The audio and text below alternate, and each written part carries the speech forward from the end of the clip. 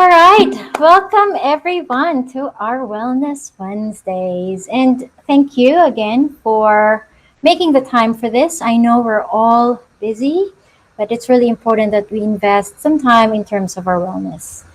So I'm very excited for our session today.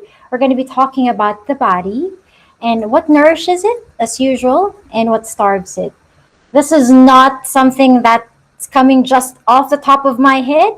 As per normal, as per usual, I always make sure that I give you content that is highly researched from a very good source. So this is a course that I did from Harvard. It's a 6-week plan for healthy living. And I'm going to go through it with you today, the highlights of what I learned from that course. I actually recommend that you take this course. It's very easy. It's just, $30 as well. But, it gives you the basic. But maybe after today and I go through my slides, you might not need it. So before we go with our session, I want you guys to close your eyes first. Hope no one's driving today. I just want everyone to relax. We're going to go through a body scan. So get comfortable in your chair and really try to let go of the day a little bit. I want you to listen to my voice and be mindful of the things that I'm saying as I go through each of the body parts. Feel the energy and breathe and go through just some, normal breathing. But just as you breathe, think about how your air is going through your lungs and your nose. Just be mindful of all of that breath you're taking. And, as I go through each of the body scans as well, kind of giving it a quick thank you note for beautifully functioning and supporting you and giving you life all of these years. So take a deep breath and place your feet flat on the floor, really feeling your feet in contact with the ground and the earth underneath you. Just take a few more deep breaths like this for a moment in your own time.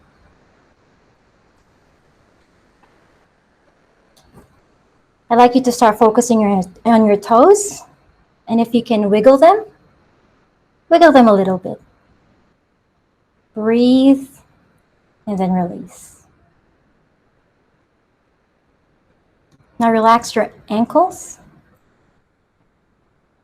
calf muscles, your knees, and thigh muscles. If you have any thoughts you may have float up and away from you in the air bubble. And again, sending those mindful, loving notes through the breath in each of those body parts. Now relax your buttocks, your pelvic area, and begin to notice if you have any tension in these body parts. Focus your attention on your back and slowly just release the tension of the day by breathing in very deeply and breathing out very slowly. Now let's focus on your shoulders. Lift and breathe and fill your lungs and your shoulders with, again, those love notes through your breath and releasing the tension completely. Relax your neck. And while your eyes are closed again, breathe and lean your head back as mindfully and as slowly as you can. And just slowly shift it from left to right and just feeling all of that muscles and tension just melting away. Take a deep breath as you do this. Do this a couple of times. Finally, focus at the top of your head.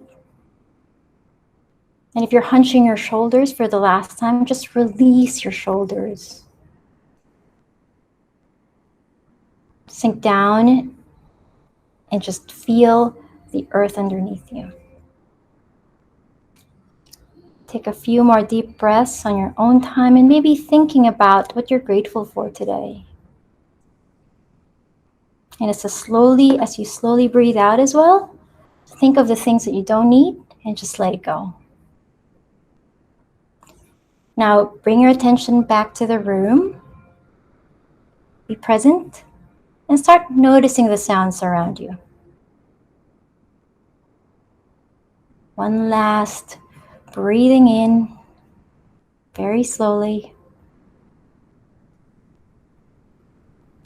In one clearing breath, open your mouth and sigh it all out.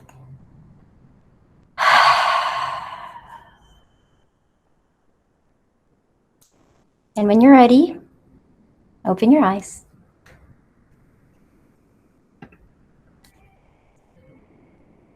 How does that feel, guys?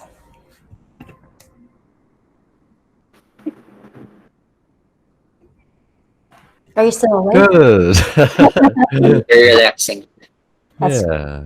And again, guys, this is something that you can do. I'm really hoping, and I want to encourage you to do that in between meetings. It just gives us that extra lift. Sometimes we just like hurriedly go from one meeting to the next without even like shifting our thoughts. With that, we're able to be mindful in terms of our next meeting, and also it really gives your body that little break. So today we'll be focusing on our body, like I said, and I always go back to this quote when I think about how we can nourish the body.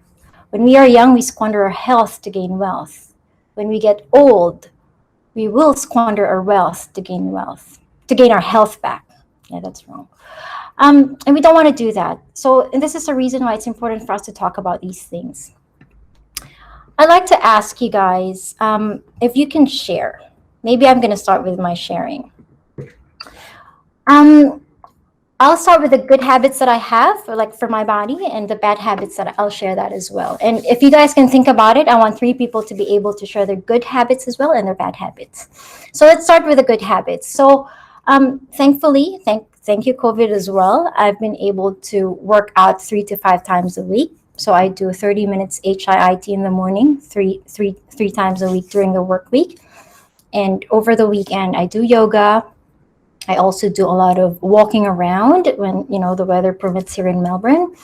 And I also do some, cycling or basketball. I try to play basketball. That's something new, but it's very tiring. Those who are basketball players, I have big respect for you because it's so hard. But it's good workout. So that's as far as when it comes to working out. When it comes to my diet, I've been able to shift successfully to 80% plant-based. And I'm really happy about that. And that made it easy because there's just this company here that I order from, and they just send me my meals. I get 2 meals a day. I usually skip breakfast because I do intermittent fasting as well. So with my intermittent fasting, I started with 16 hours, but now I'm able to do 18 to 20 hours for maybe 3 times a week. I don't do that every day. Over the weekend, I do eat seafood. That's kind of like my meat. So that's a good habit, right? As far as the bad habits, these are the things that I really want to change. So I eat a lot of chips. I'm addicted to chips, and Robin knows this. So I love those Lay's. I can't, stop eating them, especially when I see them. I love fries. I love wine as well. I love cheese. I love crackers. Those are the bad habits that I want to change. So the reason why I'm sharing this with you guys is because no one's going to be perfect, right? But it's important to understand how you can progress. I didn't start with a plant-based diet. My diet usually are quite bad. I usually just order whatever is available. But what's important is that we acknowledge that we can change iteratively, very, very slowly, and that it's never going to be perfect, right? So that's my good and bad habits. I'd like to hear from you guys. Who would like to share their good and bad habits when it comes to the body? Me, I want to share. Yes, please. I was looking at you, Ollie. Go. Maybe some good habits that I enhanced this quarantine time is I managed to do biking, That's right? amazing. Yeah. But then after doing biking, the bad habit is coming in. Like for example, I tend to bike for at least um, 30, 40 kilometers. Wow, that's so Then I, awesome. after I came back home, the bad habit is happening. I tend to eat more. I mean, that's not bad because your body needs to recover fuel, right? It depends on Yeah, you. but yeah, I eat more meat Yeah. and carbs. But I don't know if that's a bad habit, but maybe yes, maybe no. Yeah. I Well, think we'll it's a find good out. habit for me because after eating I tend to sleep already because I'm tired. Yeah, but I like that. I love that you're able to do it. That's a very good workout, like going for cycling. Thanks for sharing, Ollie. Anyone else? Robin, what about you? I want to hear your good and bad habits. So I've got a really good habit that I've had for quite a number of years where after exercising I will meditate. That's been my meditation habit, is just post exercise. It's just something I do, and I'm that's the way I've been able to just meditate regularly for a long time. I guess bad habits. I just it's probably just not being in routine. Like I just fall out of it. I think I've got a bad habit with Tim Tams and chocolate and potentially drinking while working. While Uh, working. yeah, while working. Like I really like if I need to get through something and I'm a bit tired, I'll have a drink. And it'll just kind of get me through the work. It sounds bad, like drinking while doing your work. You shouldn't do it. Yeah, I think that's against our HR policy, by the way. Probably. It's like late night presentations, I need a bit of creativity. Okay. Anyone else would like to volunteer? Maybe one more and share. What about you, Lara? Hi, so I'm going to start with my bad habit. For my bad habit, before the quarantine, I used to have my workout 5 times a week because I had rehearsals back then. But now it decreased to 2 times a week, and so now I'm trying to get back into it. So I made a calendar for me, so I'll be able to follow it for the next month because I wasn't able to stick with it through September. But for the good habit, I was able to cut sugar from my diet. So I haven't been eating lots of sugar induced food and beverage since April. So that's something that I'm really proud of because I'm a sweet tooth and I'm a big coffee drinker. So since April, I started to cut sugar away. So I haven't been reaching into much chocolates now, so that's something that I'm very proud of. And another good thing that I'm doing right now is I'm trying to eat more vegetables, which I haven't been doing since the start of the year. When the year kicked in, I was really into eating chips. I can't stop it. When I see hot Cheetos, I immediately grab into it. So right now I'm trying to right, so right now I'm trying to snack more on vegetables and I'm trying my best to really stay away from chips. Yeah, that's good. Well, cutting sugar from your diet is a big win. You should be proud of that. Yes, it is. Yeah. Thank you for sharing. Okay. Thank you. So the reason why it's important for us to have and talk about this topic is because what I wanted to talk about right now is really nutrition. But before we start with what we need to do in order to, have healthier habits, I just want to flag to you guys, if you are not aware, what are the top 10 global causes of deaths? So as you see here, ischemic heart disease and stroke are the number two, top two.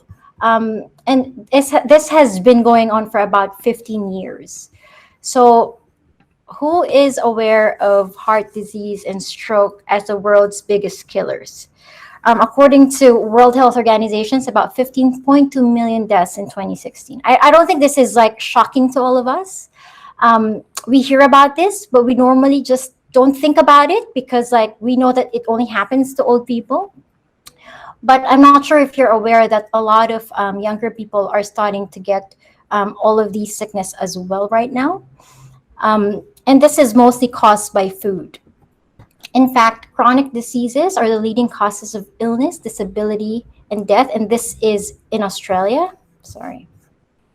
And the chronic diseases is really like majority of it are caused by food. These are the things that we can control. And the reason this is very important to me is because in the past I always think like I don't have to worry about that. I'm only in my 30s. You know, I've never really had a family like who, you know, who passed because of chronic diseases. But recently, my dad, about like last year, was diagnosed with diabetes, and that's when I really, my mind was opened up. I'm like, this is very unacceptable. It's just something that we kind of like accept. So that's when I started really researching about it. The reality is, all of these things, all of these diseases can be avoided with all our habits, but it's just not something that we focus on. So as you can see here, 95% of all chronic disease is caused by the food choice. It's toxic food ingredients, nutritional deficiencies, and lack of physical exercise. There is nothing about that statement that is not within our control. Like something like COVID that caused a lot of deaths, that's something that, you know, it's hard for us to control. But if 95% of the deaths are caused by our own habits, that's really something that I want to focus on. And I want us to understand that this is something that we can avoid and we can control. There's an old saying, food is thy medicine. And just as food causes chronic disease, it can also be the most powerful cure.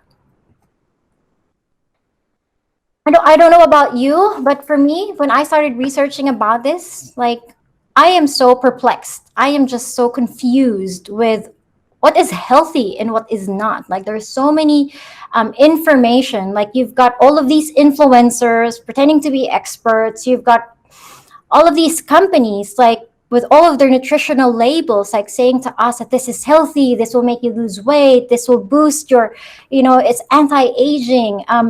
You've got a lot of the websites and you know, companies, and even like health governing bodies are giving us very mixed information. And you've got all of these diet fads. Honestly, I still don't know what keto means, what a keto diet means. There are so many other things that pass, like paleo diet. I'm like, okay, they're saying that paleo is good, but meat is bad, plant-based is good. And how is that different from being a vegetarian or a vegan? I honestly don't know. But what I do trust is Harvard. So, and this is the reason why this is the source that I'm kind of like, okay, it's good that they're sharing this. And I still cross-referenced it with World Health Organization. So that's the content that we're going to be talking about today. And Harvard is giving us very simple, practical steps to healthy eating. And mind you, these simple steps, guys, are something that we learned in schools when we were young. It's, for me, like, let's just forget about all of the diets and all of the things that we're learning, all of the what the celebrities are selling, and it's just really going back to basic. So step one is focus on natural food, eating more unprocessed or minimally processed foods. So when we buy something from the supermarket, when you look at the label, there are like gazillion stuff in there that is unknown to us that we're ingesting in our bodies. But the most healthiest food are the ones that we buy, and there are no labels. You buy kale, you buy carrots, you buy vegetables, and it's most freshest raw food, that's the most healthy.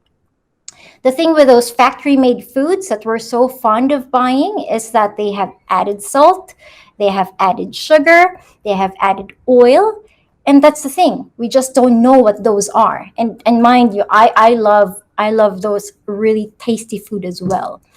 But if it's like fresh produce, simple, natural food that's from the earth, then it's most likely that it's very healthy. And that is your best bet. And this is not new information to us. This is something we learned from school.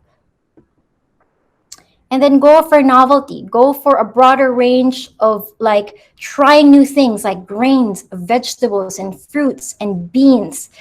I actually have this thing that I'm trying to do now because we can't do a lot of things here in Melbourne. We've been in lockdown for 7 months, as you all know. A trip to the market is such a huge treat for me. Like, oh, I get to go to the market on a Sunday. That's like the coolest spot to be, you know.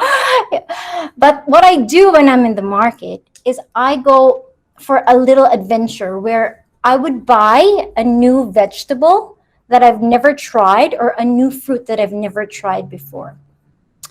I actually have here, and you can do the same thing, guys. Google it. This is something that I just Googled. There are a whole array of vegetables and fruits that we're not even aware of. Like, these are some of the examples. Langkawas. I don't even know what langkawas is, but this is a vegetable that is available in the Philippines. Um, you know, kailan or kamoteng kahoy, kasubha. I would challenge you guys, in order for you to be able to have a wide range of nutritional food, try to look at and Google like the things that you've never tried before and go to the market and make it like a weekend fun trip. I know it sounds very, very boring, but it's just a good way for you to be able to really like expand your range in terms of stuff that you can eat. I also have it for Australia, and I will share this list with you guys. So what I do is like I Google like the seasonal fruit and vegetables, and when I go to the market, it's easy for me to just ask. Like if there's some new vegetables that I'm not aware of, sometimes most of them I haven't even, I don't even recognize. So what I do is that if it's a fruit, obviously I'll just eat it, and I vary my fruit when I buy it on a week-to-week basis, and that's my way of, having a novelty. First of all, it's a novelty. A novelty is like, it's some sort of an adventure, because like, wow, that's a new experience. It's a new, it tickles the taste bud in a different way because it's the first time you're tasting it. At the same time, you're getting the nutritional benefits of that for the first time as well. That's my little adventure for you guys. And then cover all of your bases. It's very important to have fruits, vegetables, protein, whole grains, use healthy oils, low and non-fat dairy, and nuts and legumes. So your plate should be 1/2 fruits and vegetables, and then a little bit of protein, and then a whole grain. So that's why they always say when we were in primary school, they would say that it has to look like a rainbow. It has to have different colors in it. And when we invited that my friend who's like a nutritionist, she said like 80-20. I think that's a good rule, right? 80% is good, and you've got 20% that you're excited to eat, and that makes of a healthy meal. Yeah, and stay hydrated. Even with staying hydrated, it's very hard for me. So now I have an app that notifies me that I haven't had water in an hour. Generally, it's good to have. They're saying here 4 to 6 cups of water, but I would, I'm challenging myself to have 8 glasses of water, like a simple habit that we often neglect, but really gives us a lot of amazing health benefits. I don't think I need to expound on that. And then now Harvard is saying that we need to limit our protein. Like if you look at all of the, fitness magazines, they tell you like if you want to lose fat, you got to focus on just eating protein. But Harvard is saying that we need to limit our protein because it's not that healthy to just have protein, because it's not a balanced diet. So proteins come from meat, poultry, and fish. For me, I decided that I'm not eating meat because it is a cause of a lot of really chronic diseases. And, there are so many. I don't think there's anything that I'm not sure what you guys think of that. I've been brought up to think that meat are healthy, and there's still a lot of ongoing debate about this. So I'm going to leave that up to you if you want to research on that. And if a lot of people, especially in the Philippines, I grew up eating a lot of meat. That's a staple food for us. But what's important is that you have a balanced diet and you limit your protein, because that's not what should be the biggest part of your meal. And if you're going to have protein, you might as well focus on seafood and fish. So the next thing is like we feast on fish. So there's another thing about fish that we need to think about. They're also quite high. Some fish are high in mercury. So I know that Harvard is saying it's to feast on fish, but it's saying that some of it are really high in mercury content. So I stopped eating tuna because they're high in mercury content. Like what it says here, large predatory deep ocean fish, swordfish, shark king mackerel, and bluefin and tuna, they're higher in mercury content. So if you focus on eating salmon, these are really good for sources of omega-3 fats.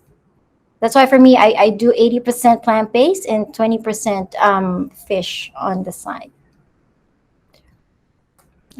And then you have to plan your snacks. So this is where I often like get in trouble.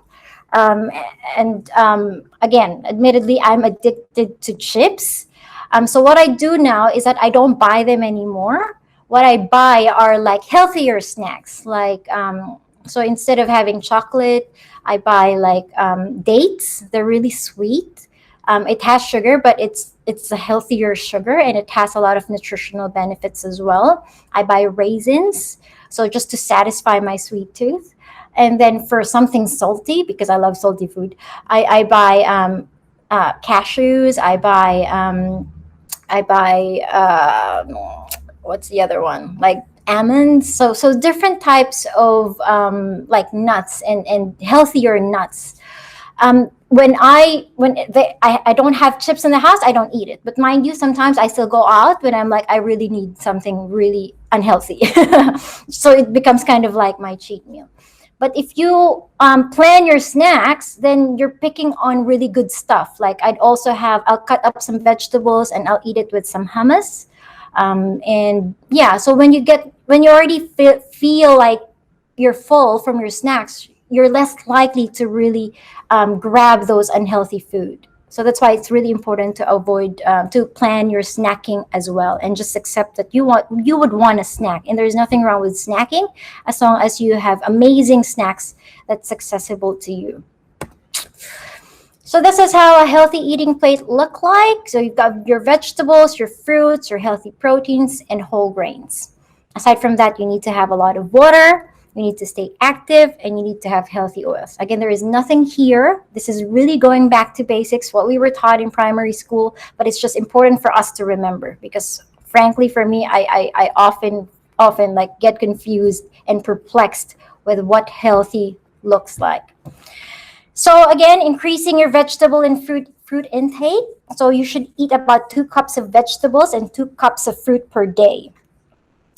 So and again, you have to vary it as well. Like what I said earlier, try and challenge yourself to eat new fruits. And maybe if you want to snack on 5 fruits per week, vary it for next week. So you're seeing really that wide range of nutritional benefits from different fruits.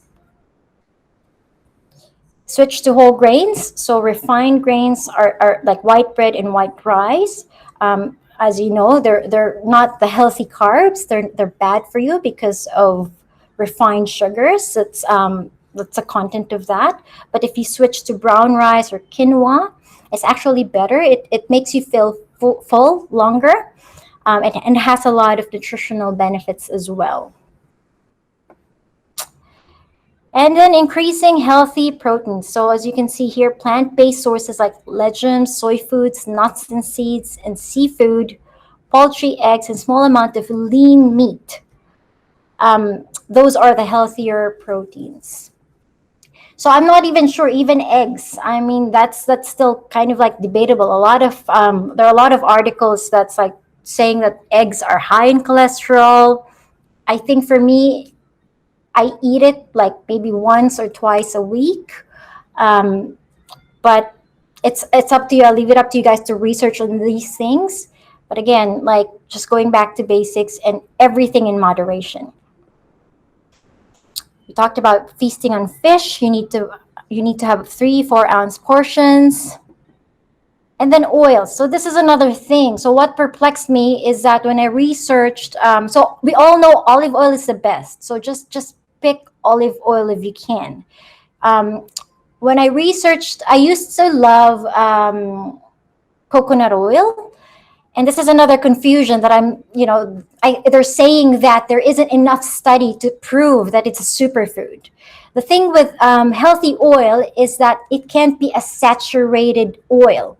So when it's a saturated, it's like it becomes solid when it's not heated.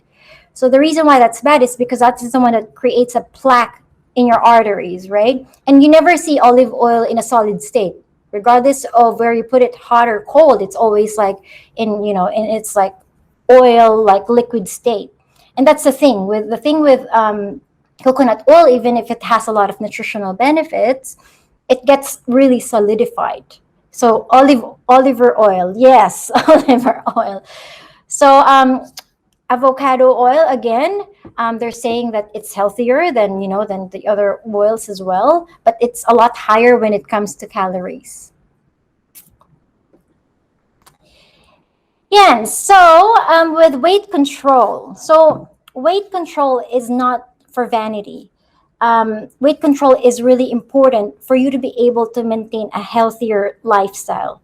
In order for you to control your weight, it's based on the calories, the caloric intake, right?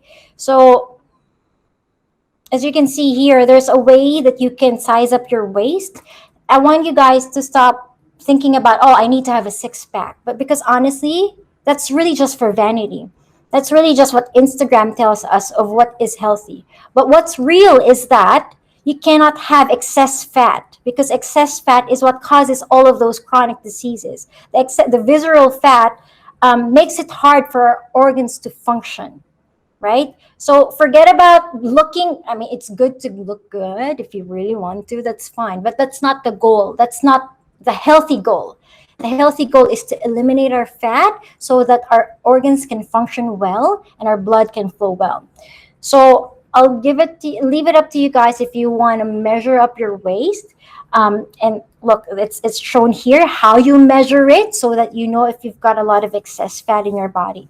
Now, in order for you to be able to lose weight, if you have a lot of excess fat, it's really important to be mindful of your caloric intake, right? What makes us fat is that if our what we're burning is more than what we're consuming. So in terms of what we need to of our caloric intake for women, our daily caloric intake should be about 2,000, obviously depending still on your body size and your activity levels during the day. But it's ranging from 1,200 to 1,600 for women. And for men, it's ranging from 1,500 to 2,400. So everything that we ingest has a calorie in it, right? And I would challenge you to use maybe a MyFitnessPal to, like just see like how much your caloric intake on a day-to-day basis. When you work out, you get to deduct that. So for example, you went for a 40K cycling, just like what Oliver does, you'll be able to see, like if you just Google it, how many calories you lost, right? So I think for that one, that would be like, Elmer, help back me up here. Maybe 500 to 700 calories for cycling, because it's a very intense cardio. Is that right? Sounds about right. Yeah. So that's why, Oliver, you're tired after that, because like that's why I'm saying you really need to consume in order for you to be able to not also starve your body, because you need to refuel. But it's important to be mindful what you put in your body as you refuel, because there are a lot of food that's unhealthy that has empty calories. Like it doesn't provide us any nutritional benefits at all, right? So if you eat like hamburgers and it's like fries, it's really not doing anything from your body. It's just making you fat, and it's adding to your potential of chronic diseases, right? But if you feed on like the vegetables and the fruits and the healthy grains, then that's when your body will be able to function well and replenish the fuel that you lost and the calories. Yeah, there you go. And in terms of the BMI, so as you can see here, it has provided some guidelines in terms of whether you'll be able to know if you're underweight, you're overweight, or you're already obese. So it's very important for us to be mindful of these things. I think most women are usually underweight. That's because we may not be as lean as we want to be. So frankly, I think I'm underweight.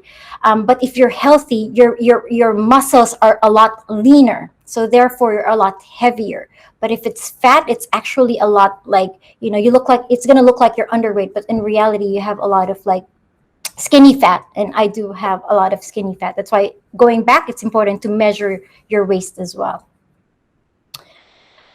Again, part of having a healthy body is not just nutrition, but also diet. Like what they said, it's 80% diet and then 20% like workout, right? So it has given us some guidelines: 150 minutes each week of moderate intensity aerobic physical activity, or 75 minutes each week of vigorous intensity aerobic physical activity.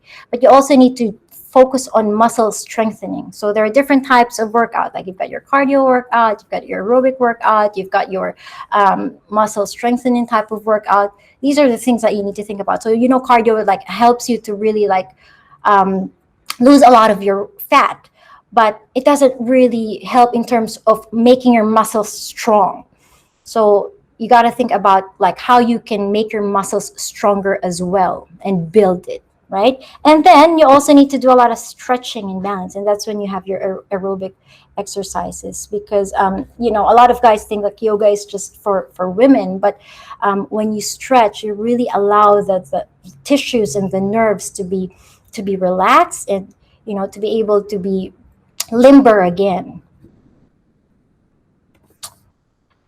Now, I know that it's a lot to take in, and you're thinking, I'm already so busy, I have no time to go to the market and go in an adventure to think about what I'm going to eat for the week and all that stuff.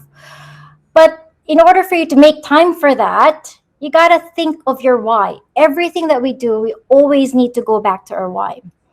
So I want you to list on all the reasons why you think it's important to carefully consider why you need to be healthy.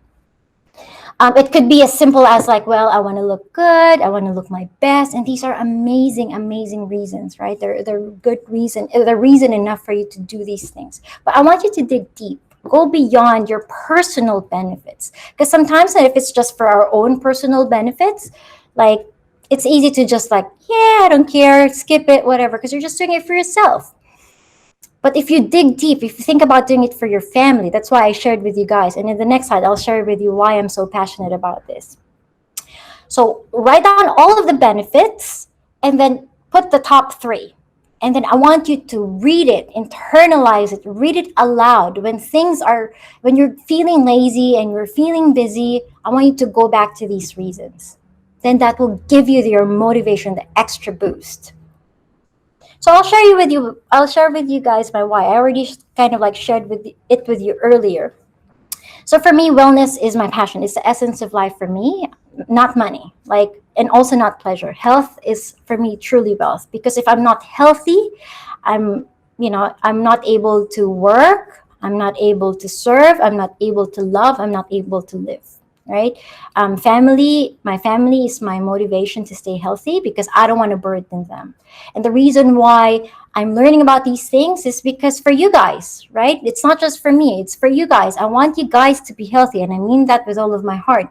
I want your wellness to really improve.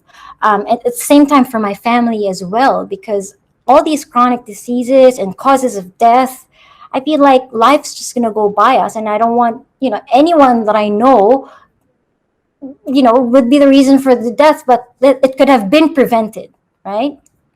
At the same time, last but not the least, I want to look and feel my best, because as I get older, and, for me, as I get older, I should get fitter, I should get sharper, and I should get, I should feel more energetic and overall livelier. I've got so many plans for my life. I've got so many things I want to do.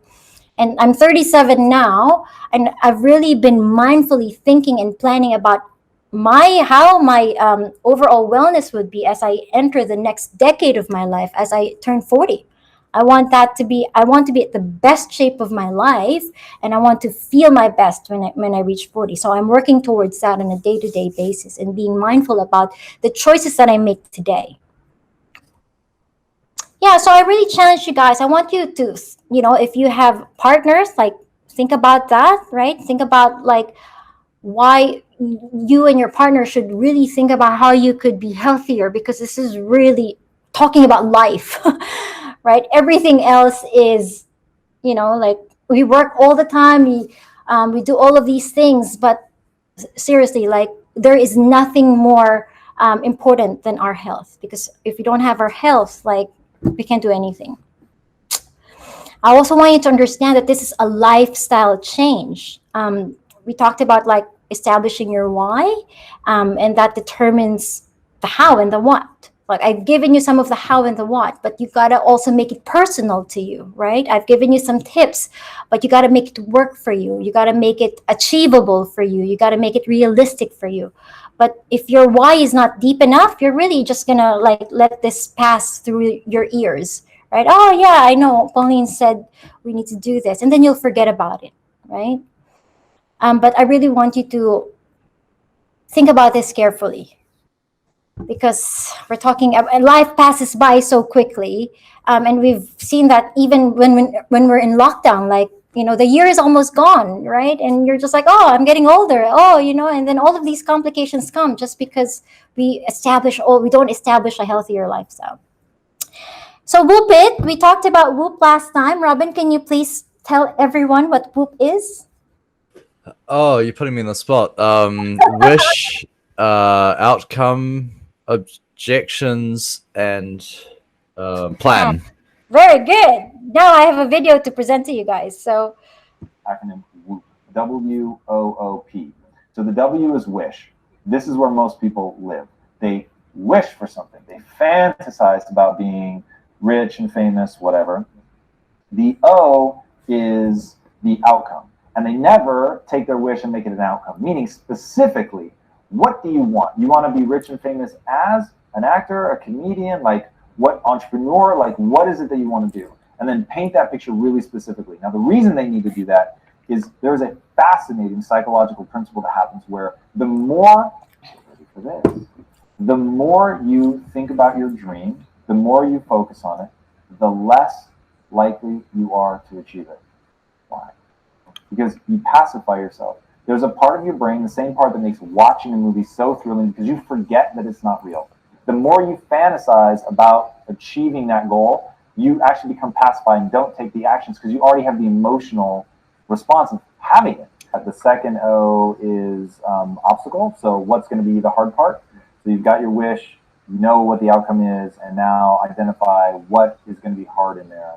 And then the P is the plan. So, okay, knowing all of those things, exactly how do I execute? And then the way to tell whether this is something you should be gritty about or you should quit is when you look through the WOOP, if you feel energized, like, whoa, I can really do this, then it's something that you should keep going. You've got the energy, the passion, the enthusiasm. If when you do that exercise, you come out the other side and realize, Jesus, this is so far beyond what I am capable of, what I want to do, then that's, your subconscious telling you this is definitely not for you. So as you can see, that Whoop you can apply it in any other goals you might have. But for this one, like think about all of your health goals. And like I said, it's just as simple as like, okay, I want to eat healthier for the next month. I want to have more vegetables and fruits in my diet, right? So clearly identify it, Whoop it. Like, what is your wish? Okay, like 5 days a week, I wish I would have vegetables in every of my meal and fruits with every of my meal. It's as simple as that. Small things, like what he said. If you make it such a big fantasy, it makes it hard to achieve it, right? But I would, again, go back to establishing your why. Because when you know your why so well, it feels like you can do anything. And then plan. Like this, again, this is a lifestyle change. You got to plan, right? You got to do your research. What food do I want to eat? You got to plan your meals. Like Google it. Like I'm even going to give you a grocery list so that, you'll just have that handy. Take a photo of it. And then next time you're in the grocery store, you already know what are the things that you need to buy, right? But again, make it your own. Like, because, you may not like the food. If you don't like the food, you're not going to eat it. Do your own groceries, schedule when you will cook for the day or the week, right? You got to make a time for it. This is a lifestyle change. This is a decision. Go back to your why. Because if you don't make time for wellness, you will be forced to make time for illness. I know we're all young, but this is something we need to do now, not later in our lives. And when you make that change in your life, you know what happens? You impact that change around you. You make everyone around you healthier. Everyone around you will be inspired with the change that you're making. And you just create that ripple effect. So let that start with you. questions and comments, everyone? These are some of the lunch ideas, and I will send this deck to you guys. And this is like the healthy lunch shopping list that I will share again with everybody. That's our Wellness Wednesday. We've got 10 minutes. I'd like to hear from you guys some comments or learnings, or, again, this is not from me. I'm not an expert. I'm getting this from Harvard. I'm very upfront in terms of the things that I'm confused about. But if you're confused about something, make sure that you're getting it from the right source. Like, for example, all the stuff we talked about, okay, are eggs healthy? Are fish healthy? Are coconut oil healthy? Do your own research. Thank you, Pauline. That's really good. I really enjoyed it. And I absolutely agree. I think it's just so important, this nutrition topic. And especially for me, I feel like happiness is very biological. Like if you are not eating good food and you're not sleeping and all of those things, then you're just not going to feel very happy. But if you're doing all of the right physical things and, et cetera, you're just going to feel happier. You're going to handle tough situations a lot different to the alternative. So, yeah, I think this is really important. And yeah, thank you for reminding me as well. I need to go back to being vegan. I've totally slipped during COVID. I felt like my survival during a pandemic was more important than doing the right thing for the environment and my body. So yeah, thank you. You're welcome, Robin. What about the others? If you guys have questions, I'm flashing to you guys. Like, I've been consuming a lot of content from Harvard. Like they share a lot of content on this. I also watched a lot of documentary. I recently watched What the Health. Again, going back to whatever it is that you watch, whatever it is that you learn, cross-reference it, with the right World Health Organization, that content that you trust, and make up your own mind about it. I also love plant-based Game Changer. That's another Netflix documentary. I think it's important for you guys to invest in terms of wellness and health, instead of again, going back to consuming, junk food for the mind, which is just entertainment, right? Yeah. Any other questions or comments? What about you, Elmer? I know you're also very health conscious. Any thoughts? Oh, me? No. I'm not health. Nah. I don't know what to say. Just do good stuff for your body, I guess. Make time for it. I think that's the thing. You're consciously making time for something that is going to add value to you. And you gotta want to do it, versus. Yeah, absolutely. And then going back to the why. Anyone else? I want to hear from somebody else. What's on your phone? Hi, Pauline. Me, I have a Yes. question. Go ahead. Yeah, I can research this, but maybe you have some thoughts. For fruits, would it matter if it's frozen fruits, or it's better to have the fresh ones? Because frozen fruits are easier to buy this time, especially we can't go out, Yeah. and fresh ones rot easily and faster, right? That's a great question, and they actually address that here in this course. Frozen fruits still, obviously, fresh fruits are better, right? But frozen fruits still maintain the nutritional value. So it's great that you asked that question. So yeah, so you can buy your fruits and freeze them, and you'll still get the nutritional benefits from it. Okay, thank you. I have a challenge or an obstacle in WOOP terms, really. Okay. I mean, it's really good to go healthy, especially on food, right? But there's certain challenges. First, it's not that easy it's not that accessible, Yeah. those alternatives. And another is they are more expensive than unhealthy food. Mm-hmm. So you'd think that they should be cheaper, right? Because they're less processed. But Yes. okay. Yes, that's very, very true. But The reason why we deem it as more expensive is because all of these unhealthy food are making it so accessible. That's why they're called fast food. That's why, because they're fast and easy and cheap. And that's the reason why we're addicted to it. It's convenient as well. Everywhere we go, it's so easy to buy it. But all these food that we're talking about, you need to make conscious effort to hunt them down. For me, what I'd say is like I'd rather make it a bit more expensive now rather than pay for health costs later, right? Because like you're accumulating all of the savings that you're going to make from all of the cheap food that you're buying and eventually have to pay for hospital bills. There's really no way around this. If you do not eat healthy food now, your body's going to pay later. And like what the advice that our nutritionist gave last time, buy seasonal fruits. Like for example, munggo.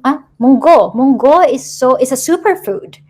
And honestly, in other countries like Australia, moringa is considered a superfood. I buy it from the market and it is so expensive because it's not from Australia. It's imported here. But you wouldn't say munggo is expensive. That's very cheap, right? That's like a staple Filipino food. And they're delicious. I like them. And fish, if you buy it from the market, they're quite cheap as well. It's just we really need to change the way we think around these things. Does that answer your question?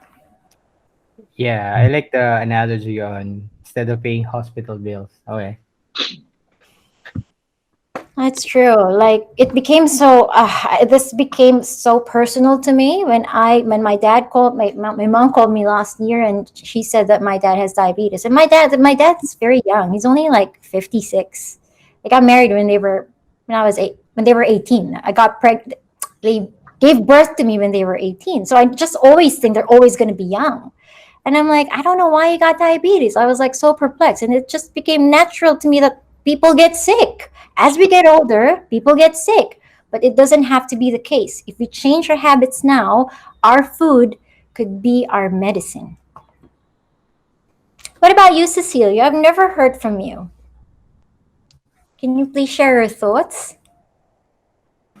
Yeah, for the good habits and the bad habits we talked earlier, I have some.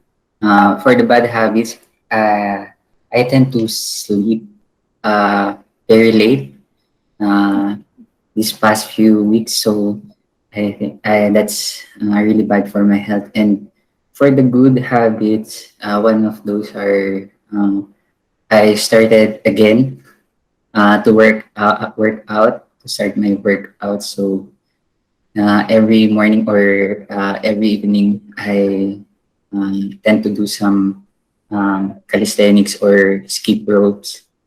So That's yeah, I'm that's very happy to hear that. And that's the thing, guys. When you start doing something, it kind of like builds some momentum. When you start working out, you kind of like start to eat healthier because you're like, oh, you become conscious of the effort that you're putting into your workout. I notice with myself, if I stop working out, that's when I start reaching for unhealthy food. So it kind of like because it makes me feel less guilty with eating.